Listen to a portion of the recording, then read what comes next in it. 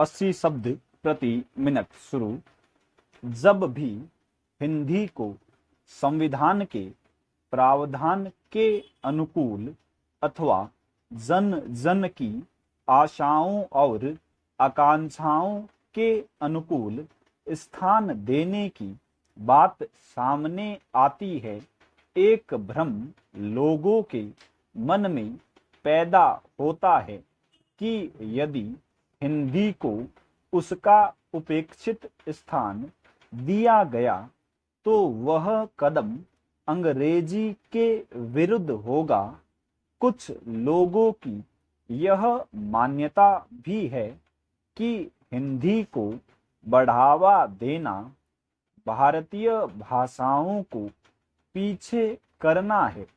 इन भ्रमित धारणाओं के कारण ही स्वतंत्रता के 50 वर्षों के बाद भी पूरे देश को एक सूत्र में जोड़ने वाली या पारस्परिक स्नेह तथा भावनात्मक एकता के लिए संविधान में आदर प्राप्त करने वाली भारतीय भाषाओं को हम कार्य व्यवहार की भाषा के रूप में प्रतिष्ठित नहीं कर सके हैं।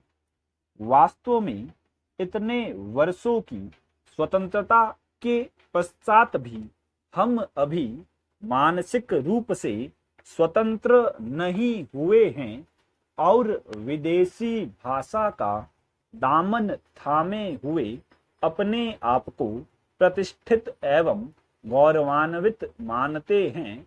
यह हमारी हीन भावना का ही द्योतक है।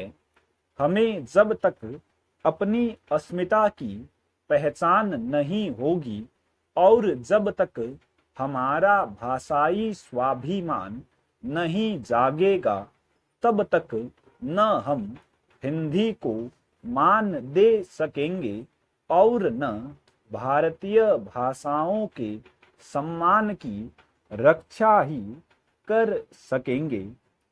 ऐसी स्थिति में जो भी कदम हिंदी की राजकाज में तथा लोक व्यवहार में प्रतिष्ठा के लिए उठाया जाएगा, वह बराबर ही नहीं बल्कि अपने आप में ऐतिहासिक एवं अद्वितीय होगा।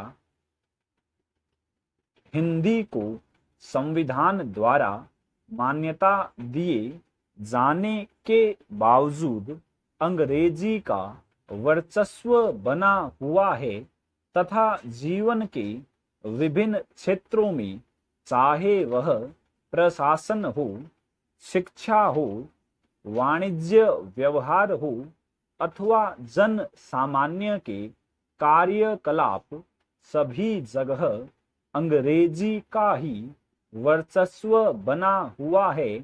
हिंदी और भारतीय भाषाओं की इस उपेक्षा के लिए जहां हमारा मनोवैज्ञानिक संकोच उत्तरदायी है, वहीं अंग्रेजी से जुड़ी हुई हमारी मानसिकता तथा हीन भावना भी बाधा डालती है।